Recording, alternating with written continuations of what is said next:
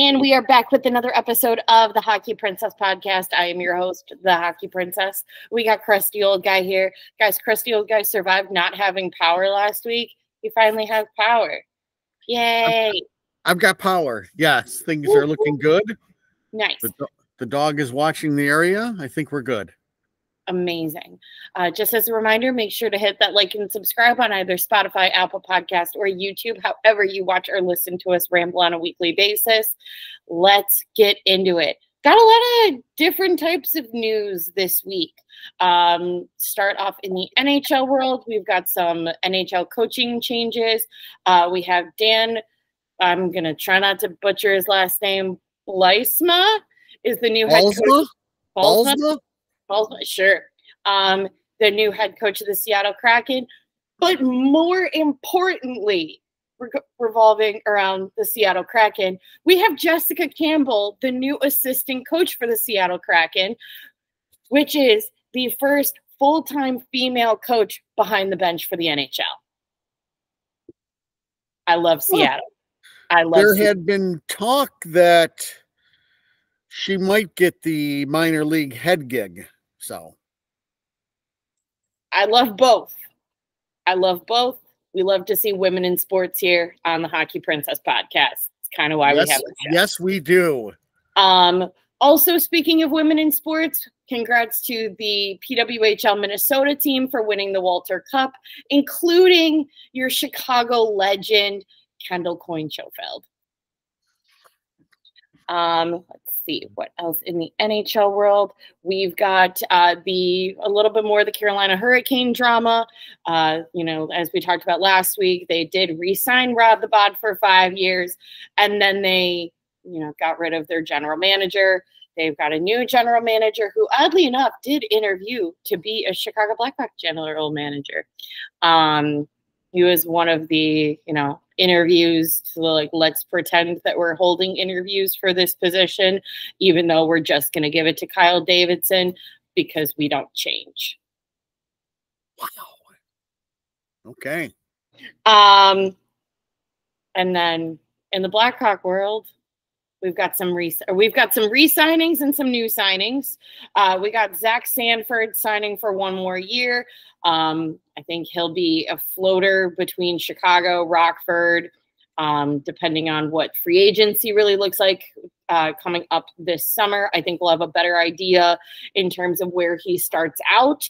But I definitely think it's more of a taxi squad situation. I think if they get a lot of people either free agent or they bring up a bunch of new kids, then Sanford goes down to Rockford to be one of the veteran presences that we talked about with Senny and Hardman. Hi, Rutu! Sorry, people. I just had to get Rutu on camera. Go on. But if that's not the case, then I think, Sanford might stay up in Chicago. He might go back and forth. Also, depending on injuries, I really hope that won't duplicate what happened this year with most of our lineup being out. But, if wacky things happen, I think he will kind of go back and forth between Chicago and Rockford. You also have Martin Misiak signing his entry-level contract. Very excited. I still do think that he goes to Erie this upcoming year. And folks, that's normal. That doesn't mean anything. There's plenty of guys who have signed their entry level and they still played a couple of years in juniors before they came up. Exactly. That's no big deal. He'll be going back to juniors. That's a guarantee. And his contract doesn't start until later. So it's just that it's signed now. That's all. And that gives him security, gives the Hawks some security. So I completely forgot we have another NHL head coaching position signing. You've got Scott Arniel, the new head coach for the Winnipeg Jets.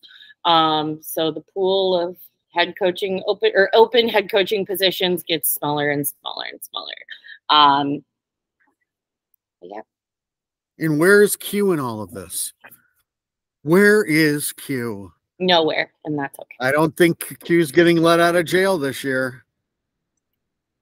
It wouldn't be the end of the world if the NHL held men accountable for their actions.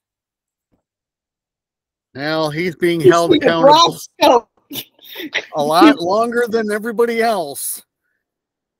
Okay, let's not derail. Sorry, I'm being the human speed bump on this show right now.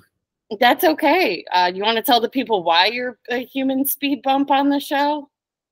I don't want it. It just sounds like I'm bitching all the time.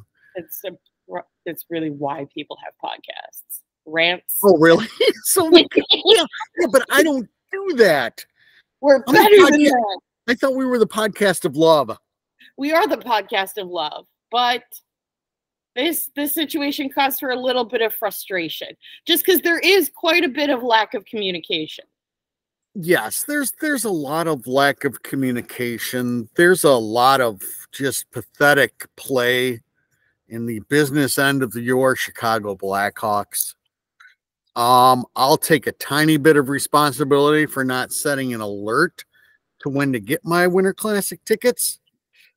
But I went and checked on it this evening, and at 9 a.m., I'm supposed to pick my tickets. Now, there has been nothing out telling me where I am to go to pick my tickets. There is nothing out there that states what the tickets are. Are they all just $25 anywhere? I think not. So I go in there at 9 o'clock not knowing exactly where I'm going. I'm going to go to the home page where my invoices and stuff are, and hopefully that works. But I have no way to tell where seats are and how much they are, and then I'm supposed to make a decision right away. That is what we call in the business a frigging fail. I know what I am going to get from the Blackhawks on this, and they will do what they always have done the last 2 years, which is, well, it's the NHL. It's got nothing to do with us. I'm still your customer. You should be looking out and making this as easy as possible for me.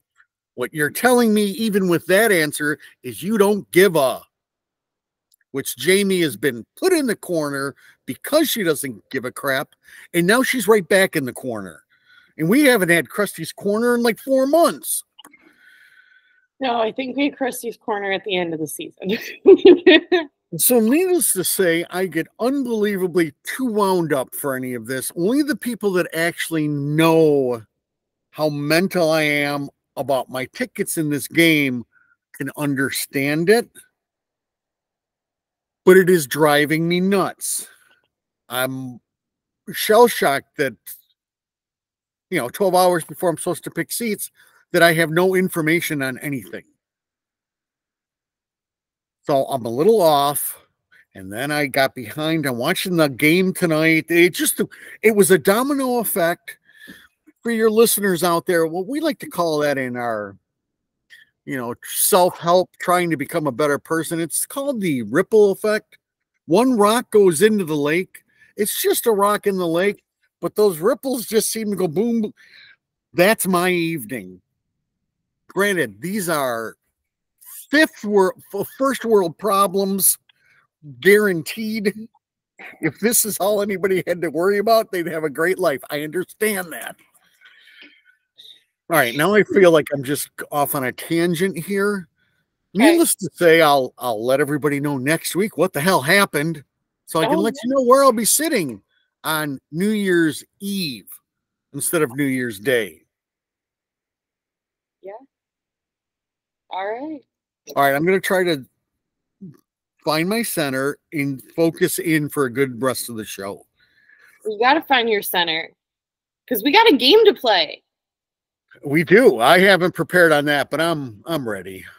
You don't need to prepare for it. So, folks, if you missed it last week, I said that Crusty Old Guy and I are going to be playing Should They Stay or Should They Go with the Chicago Blackhawks, because we have quite a few of free agents that are going to be, up for re-signing come free agency. Yes? Well, first off, are we able to edit anything into this? No. Because really for next year with our intern, someday we'll have an intern. I would like, a lead in by the Clash. Should I stay or should I go for this segment?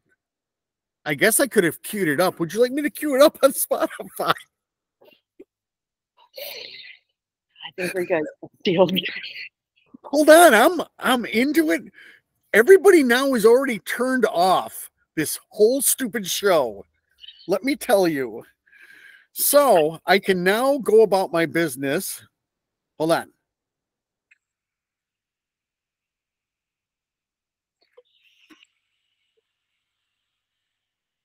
Yeah. We don't hear anything, Chris. All right, we'll just leave it at that. Okay. All right. We got Cap Friendly pulled up. We're only doing Chicago Blackhawks right now. We're not getting into, players that could be on the Texas squad or Rockford. We're going to do that, further into the off season / closer into camp, just because there's a lot of that we don't know, especially with draft. But we'll have more answers and more opinions post-draft. Okay. All right. So we're just going to go through all of the roster. Are we going to see them in October, or are they going? Okay. All right, you've got it pulled up, so you'll just ask me? Yeah. First one and obvious, you got Foligno. Are we seeing Well, yeah, we'll see him. He'll look like this. With his real buggy eyes. For those of you just listening to the podcast, I'm sorry you had to miss that. Double A. Yeah, Double A is going to be here. He's supposedly going to be a big part of nothing. All right. Another really obvious one is there Jason Dickinson. We're seeing the Dick come October. We sure are. Yes, and I'll be using, the Dick while we go through this. But go on, I'll let you know how. That just sounded bad. This show is really... We're having a wacky week. It's fine. You got the Kerr. The who? Philip Kurashev. Yes, for Kurashev, and his underpayment will be here. Also, I have my own corner. I would like to put just the coaching staff of Team Switzerland from the Worlds in the corner. Because how do you scratch him? How do you scratch Philip Kurashev? How? And for what reason? I didn't get it. I don't like it. They're in the corner. There's got to be something to it, though. What? They played well as a team, right? Yeah. I mean, they didn't win. Right, but... Okay, go on. Ryan Donato. Yes, Donato's here for one more year. You don't think any of these guys are a piece come with draft or trade or with any sort of... Your only piece would be a Kurashev. Mm-hmm. If you're making a trade at for draft, is Ryan Donato really a piece that you're thinking, gotta get him this year? No. I can't wait until the trade deadline. So yeah, he'll be here at least until the trade deadline. The next two, we're not even gonna really entertain the idea because it's Connor and NASCAR. They're staying, they're here. Landon Slaggert, he's here. Yeah, I don't know exactly what happens with Landon. I'd like him to be up with the big club the whole time. I think he can handle himself. We'll see. I think he definitely can. And now we get into guys whose contracts are up. So you got Joey Anderson as a restricted free agent come July 1. He's one of the interesting ones. You just froze again. That scares me. So, but Joey Anderson is interesting for the fact he's an RFA. He's a Luke guy. He's played on the Dick line all year. So I believe unless KD goes out and gets everybody that he wanted to get, which would be a boatload of like 5 or 6 different players, Joey Anderson will be back. He likes him on that shutdown role with the Dick.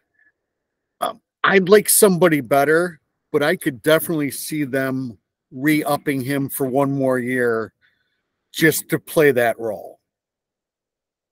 Mm-hmm.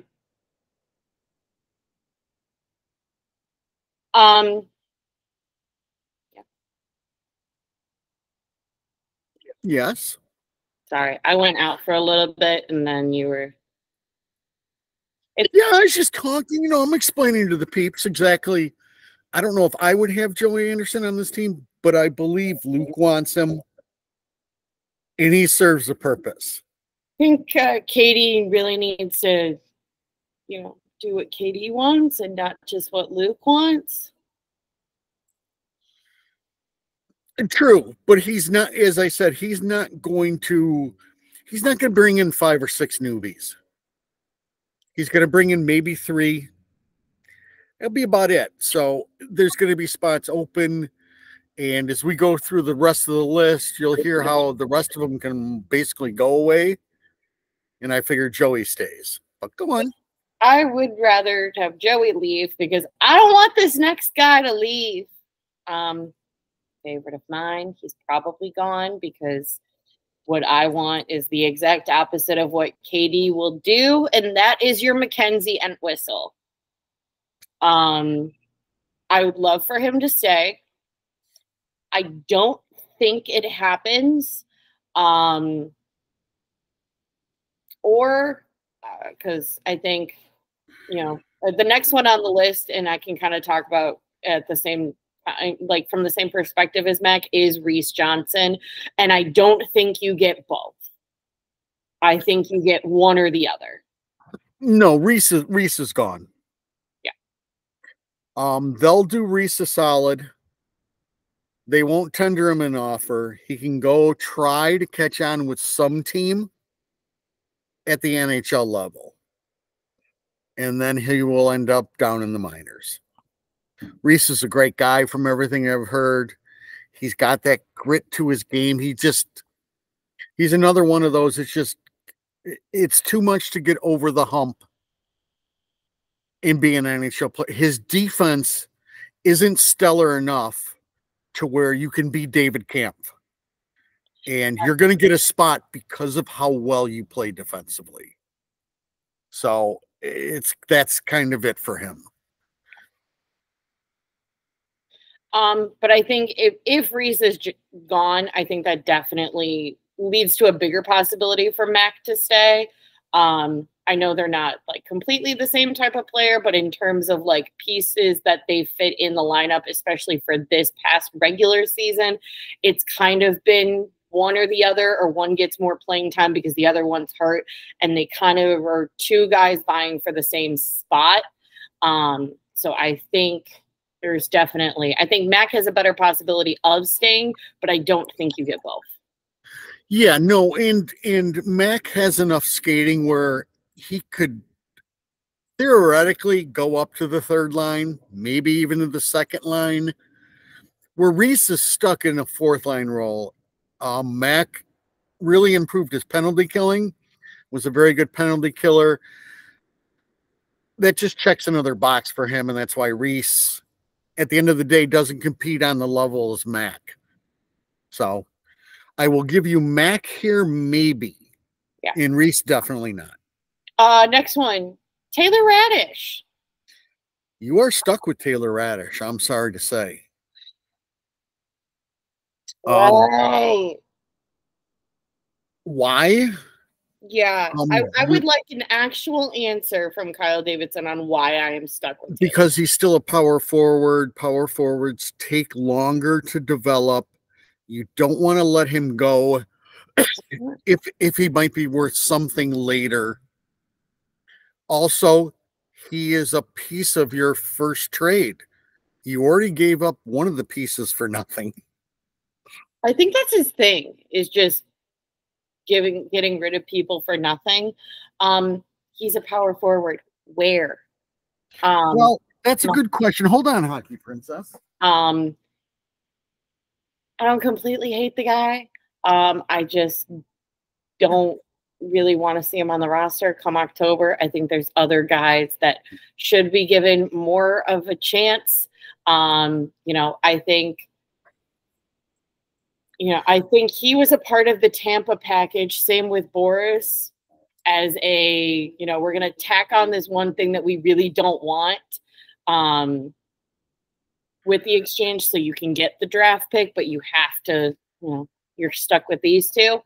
I don't want him on the roster. Yeah, I don't think he pulls the trigger on it. I think he waits one more year. He gives him a qualifying offer.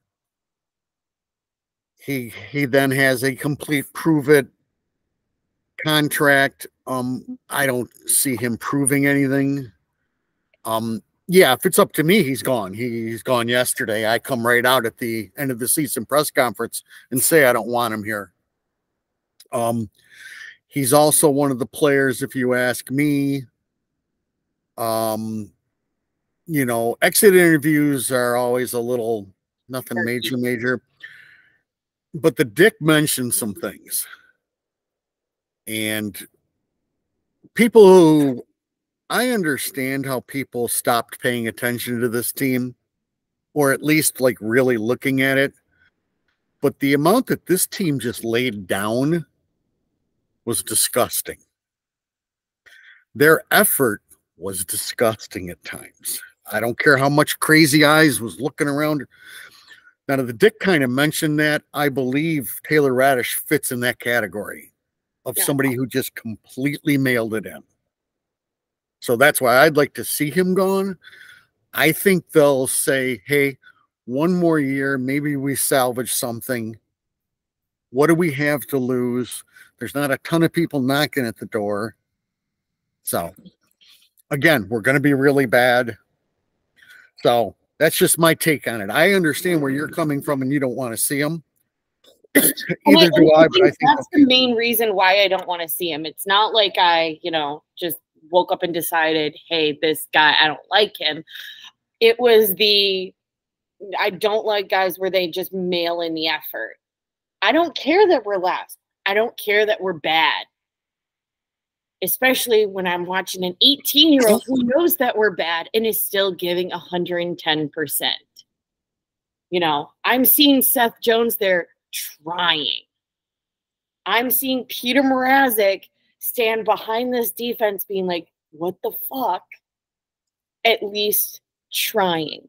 There are people on that team that are trying, and I think it just frustrates me to see guys mail it in. Oh, because we're bad. We're just going to be bad. Well, at some point, that's not going to be the excuse anymore. So is that when you're going to step up the game? Yeah. Or is he going to be gone by that point? Again, I would have him out the door to begin with, because I've been told we're going to change the culture. Well, the culture has just gotten worse. And granted, you knew what was going to happen, no matter what everybody says, this or that. 19's gone. And there's accountability level that came with having 19 in your locker room. With that void, there's nobody to answer to. So you need to start it now. So you have to go through and at least agree with the Dick on some of these players, and you automatically just launch just because of that and say, listen, that can never happen again. That lack of effort can't happen. So, but that's probably the most we've spent on Radish, except for the first episode of whether it was a plant, vegetable, or animal. That is true. Your next one, you're Colin Blackwell. Colin's gone. I like Colin Blackwell, but I've got that in Jason Dickinson and Foligno. I've got enough of old guys who play the right way. Yep. So I agree. And the last one that I'm kind of excited about, because you want to talk about mailing it in half the time, you're Tyler Johnson. Yeah. Gone.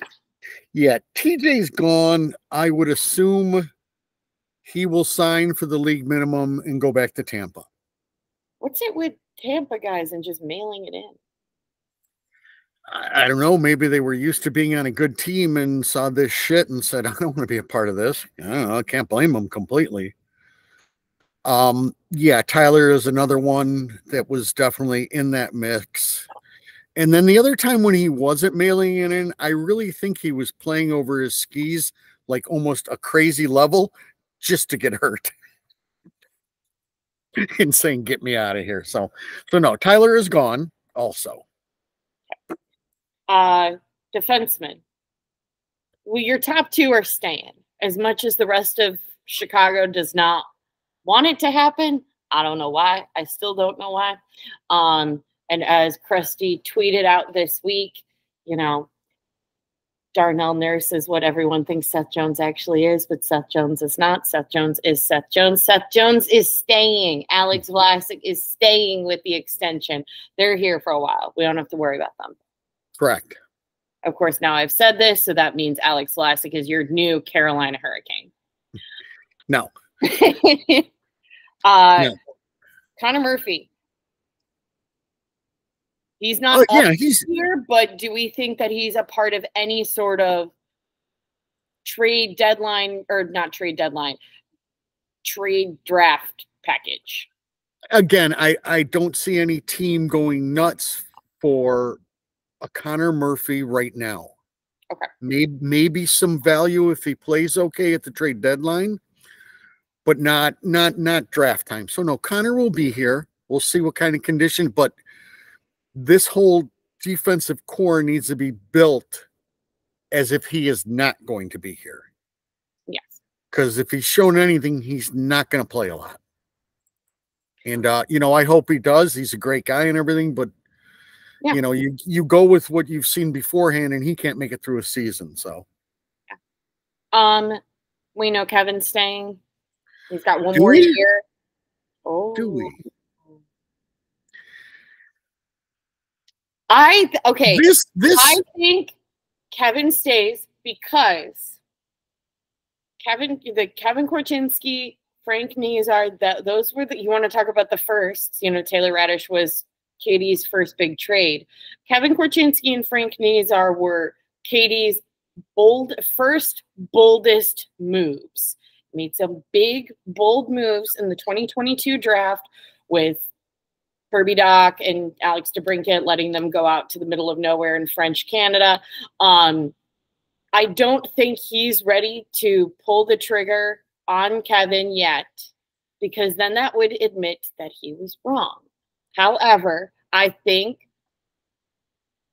if Kevin is to go, it's because there is a huge, other first round. There's some sort of bigger package. Like we talked last week with Martin Necas wanting out. I think the only way that Kevin would go, because I really don't think Kevin is going to go, is going to be either for a big name guy that can play now or for like half the draft next year. I think it has to be huge for KD, because I think KD would rather sit and wait than, make a decision that he's not sure about, because he's a bit of a chicken. Yeah, no, Core is here. I am going to let your listeners know that there's a possibility that he doesn't spend all year up here with the big team. That's all I'm saying. There's the possibility he goes down to Rockford for a little while. We will see how that is okay. He's a baby. But there wasn't that option last year. There is that option this year. So if they look at everything and decide, listen, we started to put a little bit on his plate and it's too much, they might decide we'd rather have him marinate down in the AHL for a year. It wouldn't be the end of the world. Crusty old guy would not have a problem with it whatsoever. I don't think it is an option. Yes. He can't go back to juniors. He's too old. Right. I thought it was the first three. Yeah. So no, so he can now next year he can go to Rockford.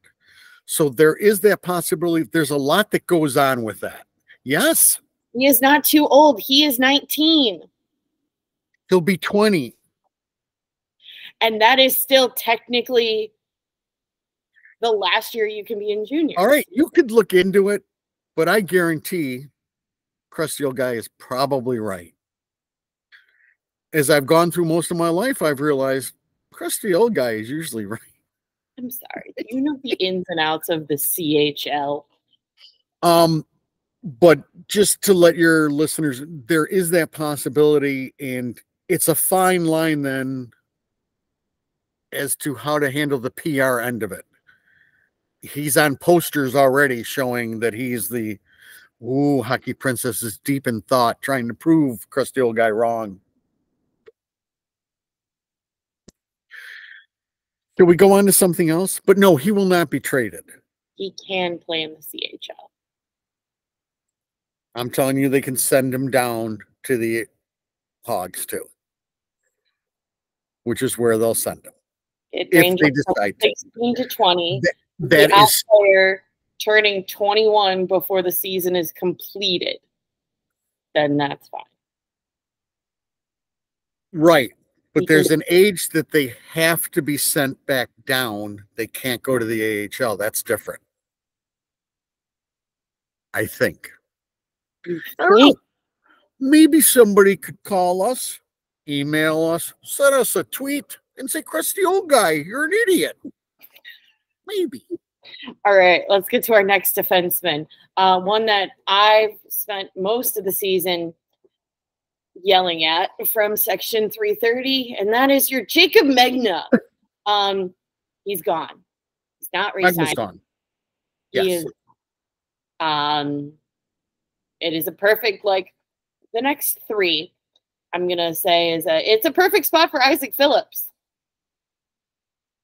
But he's gone, and that's okay. We really just got him because of crazy injuries this season. Yeah. Yes, Megna's gone.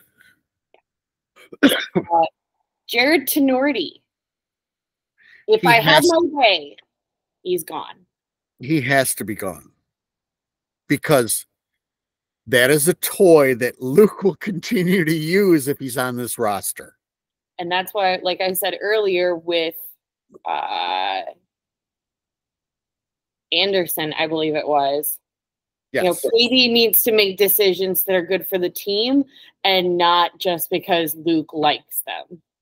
Yes, but you now have 2 years of Luke. So you need to understand, number one, if Joey Anderson is on that team, Joey Anderson is probably playing. Luke's shown you that. If Jared Tenorti's on that team, odds are good he's playing. Now, listen, I understand at the end of the year that he had like a leg that was missing, and that's why everything went bad and everything else. You got to take that toy away from him. Jared Tenorti is a mountain of a man, and you got to love anybody who breaks a jaw and is fighting 3 weeks later, but it's time. Let's move on. And a perfect spot for your Isaac Phillips. And the last one we kind of talked about last week, it's still rumors and rumblings. I haven't heard anything official from the KHL quite yet.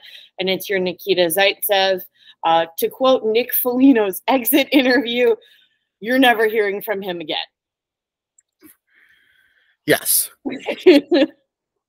Again, he's another one who spent a lot of time on the injured list. And so maybe some of that is just from that. And, you know, maybe the Dick and Foligno saw some people that, you know, really weren't working very hard to get back in the lineup anyways.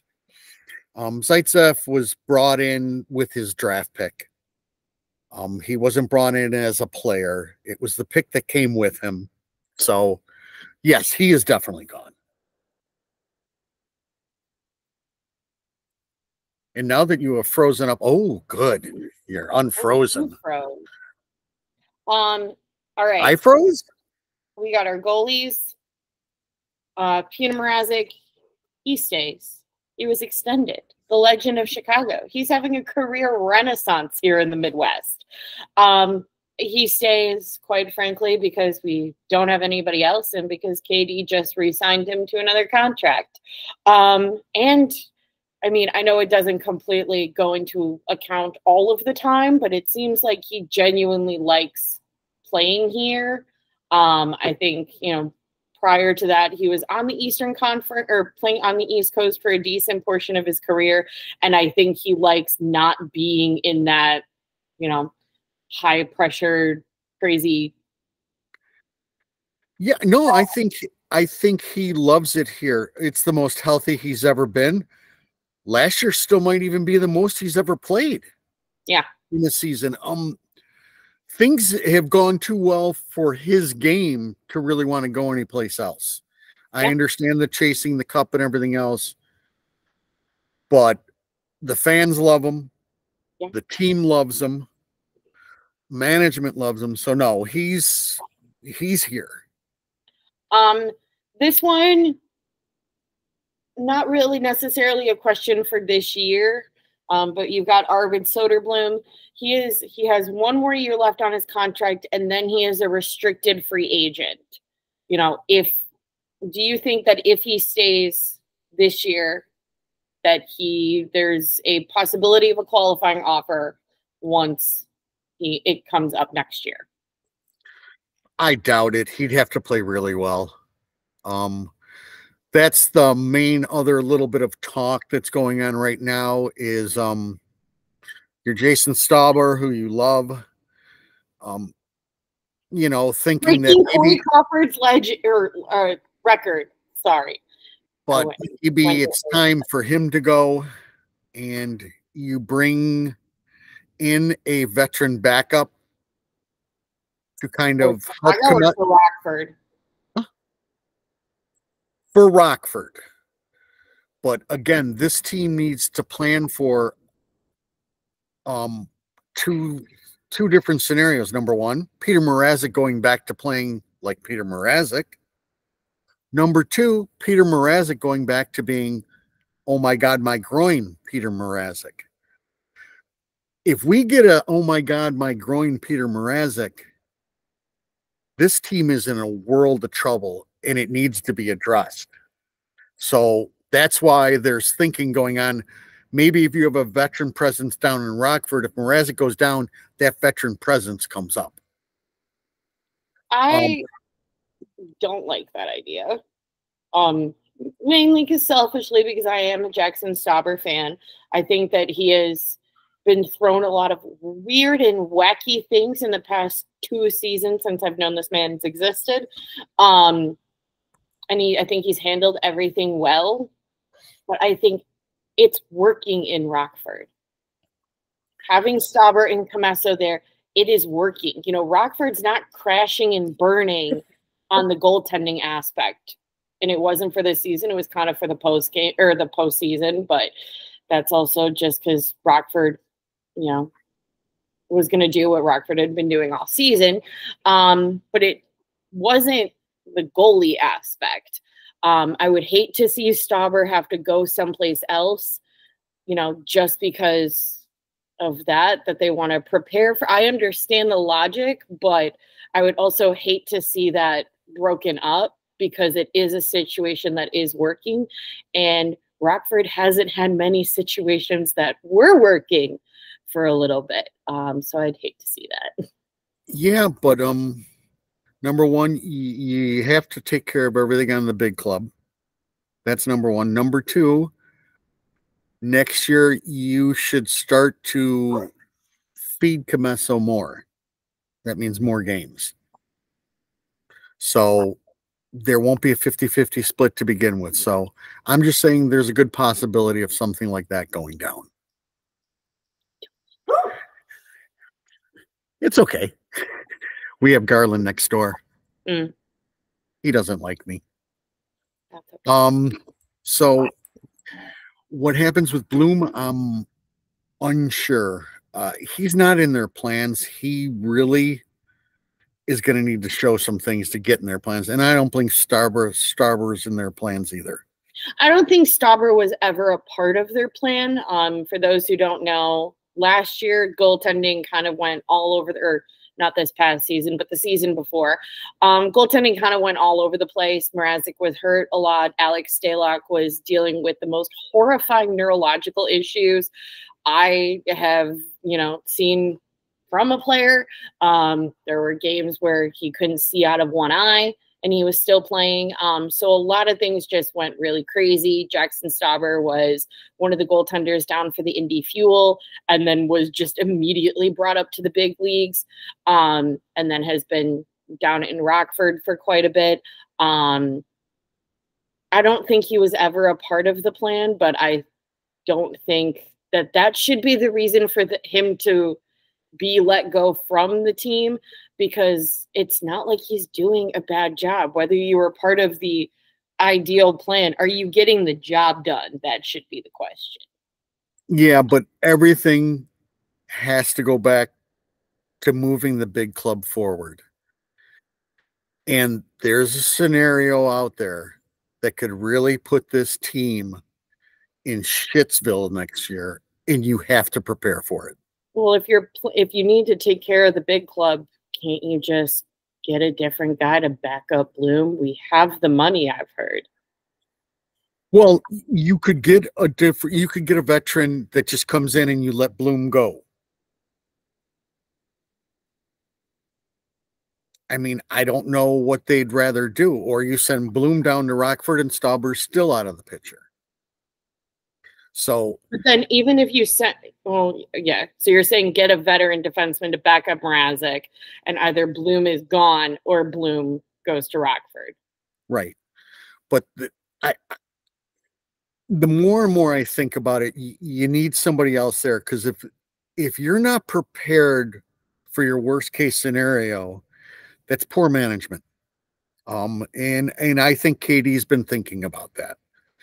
He's gone out on a limb, which he doesn't do very often, and we're going to be the 5th worst team in the league, not the 3rd. In order to do that, you better be prepared for that scenario, though, because if you're not, that's on you. And then you lose a whole nother year of getting these kids to play the right way and play for something. Because if we're starting in December 1st and they're out of the picture for anything again, it's wasted time, because even evaluating talent, it's difficult to do because nobody gets up for these games when they play the Hawks. Nobody's going the extra mile. Nobody's doing shit. They're going about their business and going, turn it on in the last 5 minutes. And sometimes we'll win, sometimes we lose, but we get to take a night off. So these kids have to start playing meaningful games at some point in time. And I'm hoping there's just a snippet of it this year. So that's just my take on it, whether that happens or not, or maybe Bloom finds his game. I don't know. And if Bloom finds his game, that's absolutely great. I would like for Bloom to find his game, or I just don't want Bloom going back down to Rockford. One, because I don't think that will help his confidence like the way that it helped Reichels. I think he's had too many instances of like going down to Rockford with that goal in mind of like, you just need more time down here, more time to develop. I don't think it's going to have the same result, because I think that they have tried to do this before. And also because I would like to see Stauber in Rockford until Guyon. Then I'm okay with Stauber moving, because he wasn't a part of the picture and because truly Commesso is the bridge to Guyon. Well, that's the thing, is the only concern we have in Rockford really is Drew Commesso. Yeah. It's how many games we want him to play, but everything is about his development. Number one, that means probably need to start getting him some more games. Good, bad, or indifferent, he's got to play a little more. So that's just the way it is. It's a terrible situation for him. It's a numbers game that he just is going to lose. One of them is going to lose, if you ask me. So it's a wacky situation. I get what you're saying is, especially he had a great winning streak. He's done everything, but He's even when done you do all the everything right the right things, way. you still get shit on sometimes, and that's just what's going to happen. The only way to not get shit on is you got to play lights out, and that's difficult in this league. He has been. Huh? He got a lot of goal support. He was undefeated for like 4 months, so leave Stauber alone. Yes. We're scoring 5 or 6 goals for him. So you want to go on some more? Do a little more back and forth? No. You sure? No. So that is our Are They Staying? Are They Going? First little game, because we're not doing Rockford yet. Right, but next year we'll have the whole Clash song playing in the back. It's going to be graphics. It'll be great.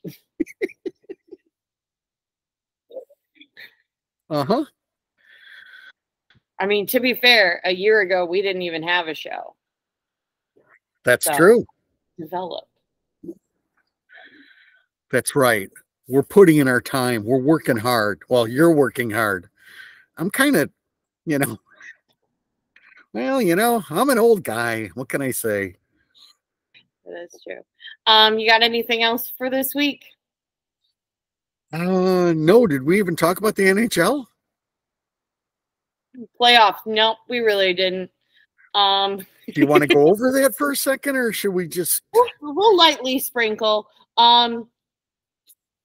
Guys, the Rangers series is not what I want right now. What? It's 2 games apiece.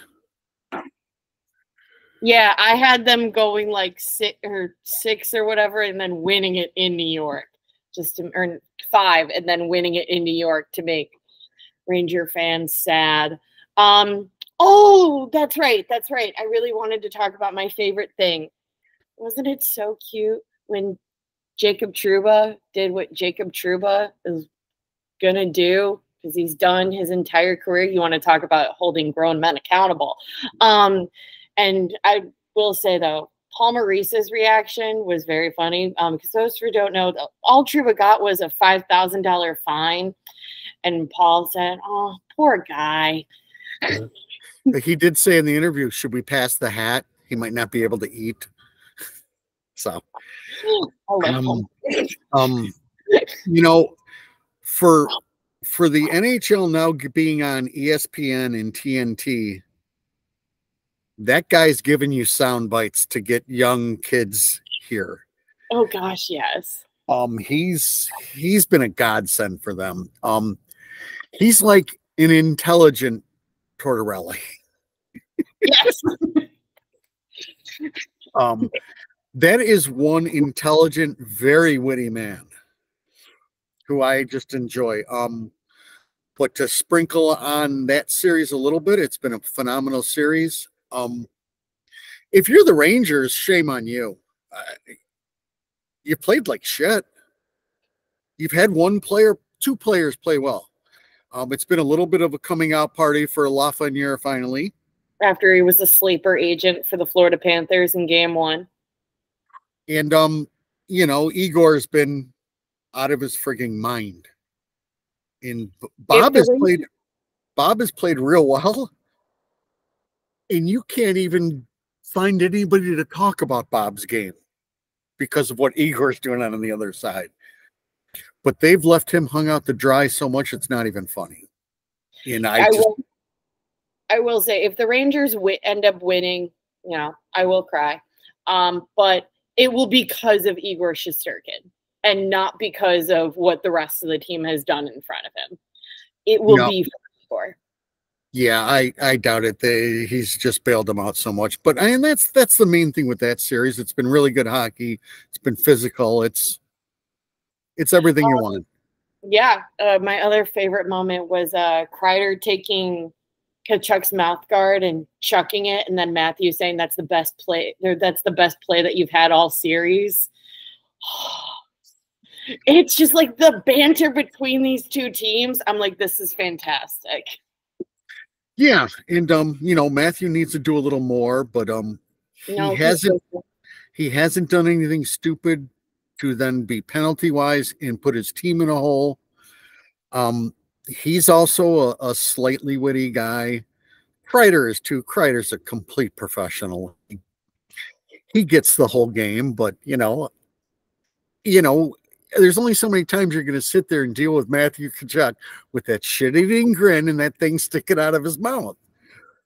If I'm Chris Kreider, yeah, I'm whipping that thing, throwing it out too, and say, why don't you get another one? And I would assume that one will already be eaten up. Yeah, probably. Jumping to the other series real quick, we have an update. Edmonton unfortunately won. Final score was 5-2. Series is now tied 2-2. I don't care what anyone says. I know it is tied. I think Ottinger has been playing great. Dallas has been playing great. Edmonton's getting lucky with certain scenarios, situations, the fact that they really, really love to get tapped lightly by a stick and go down like a rag doll to draw penalties because that's their shtick. They've gotten lucky. I also just really, really want Dallas to win because, guys, I have a little bit of a grudge. Corey Perry does not deserve to go to the Cup final this season. Ever, really, but we can't let it happen. We all need to collectively cheer for Dallas because as a Hawks fan, we cannot see Corey Perry going to the Cup final after what he did, and now he gets to go that far. No, Dallas needs to send him home. Well, things have gotten a lot harder. So, from my reports, is Tanev did not come back and play the third. Now, if Chris Tanev's out, that is a massive hole. That is a massive hole for Dallas. It basically makes their second D pairing look like a third or fourth D pairing. It is going to be awful unless the big defenseman is ready, which I don't believe he is. That is going to be a huge gap. And yeah, Draisaitl, if you could please stop thinking this is soccer. I understand that you're a European player, and maybe when you go home, you watch a lot of soccer matches and everybody flops down on the ground and is dying. But I don't need that in my sport. So please, if Gary Suter hits you a tiny bit in the face, you don't need to drop like you've got 15 rounds in your chest. Stop that. I hate that. All right, that's all I got on that one. But doesn't look good. This could be a turning point, especially if Tanev is unable to go next game. Big yay. All right, now we are fully wrapped for the week. Just as a reminder, make sure to hit that like and subscribe on either Spotify, Apple Podcasts, or YouTube if you are still with us after this wacky episode. Yeah, if you have any questions, comments, you want to be on an episode, a bonus episode during the off season, make sure to send us a message on Twitter, Instagram, TikTok, Facebook. Email us at thehockeyprincess@gmail.com. That is all for now, and we will be back at it next week.